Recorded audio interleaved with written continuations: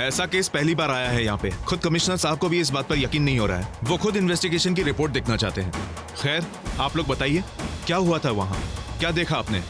जी वो मैंने मर्डर होते हुए देखा था।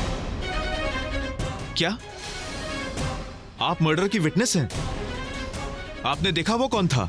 मैं अपने रूम में थी और मैंने नीचे पायल को खेलते हुए देखा। मैं जब मैनेजर के रूम पे पहुंची तो मैंने वहां पे किसी को मैनेजर को मारते हुए देखा, लेकिन मुझे विश्वास ही नहीं हो रहा था कि जो इंसान उसे मार रहा है वो ऐसा कैसे कर सकता है।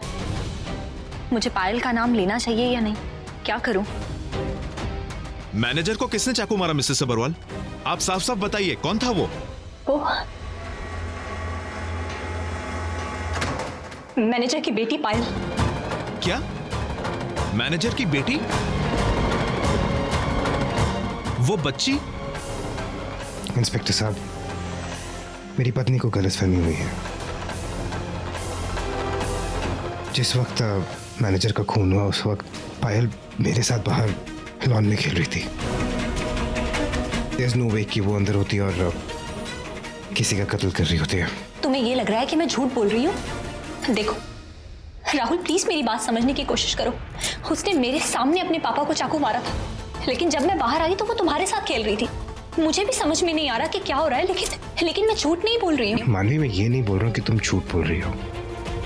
मैं बस ये कह रहा हूँ कि हो सकता है तुम्हें गलतफहमी हुई हो, क्योंकि इंस्पेक्टर साहब, मैं जब पायल के साथ बाहर लॉन में खेल रहा था, जिस वक्त मैनेजर की डेथ हुई है, उस वक्त मैंने उसके साथ फोटोज और वीडियोस ली हैं जिसमें डेट एंड टाइम आता है, और आपको पोस्टमार्टम की रिपोर्ट के हिसाब से पता चल जाएगा कि जिस एग्जैक्ट समय मैनेजर की डेथ हुई है उसकी बेटी पायल मेरे साथ बाहर खेल रही थी, और ये फोटोज और वीडियोस उसी टाइम पर ली गई हैं।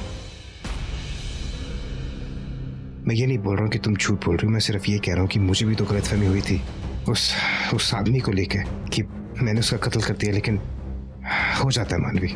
मिसेस सबरवाल, इसमें तो साफ साफ पता चलता है कि उस वक्त वो बच्ची आपके हस्बैंड के साथ थी और आप उस बच्ची पे मर्डर का इल्जाम लगा रही हैं, वो भी उसी के बाप का।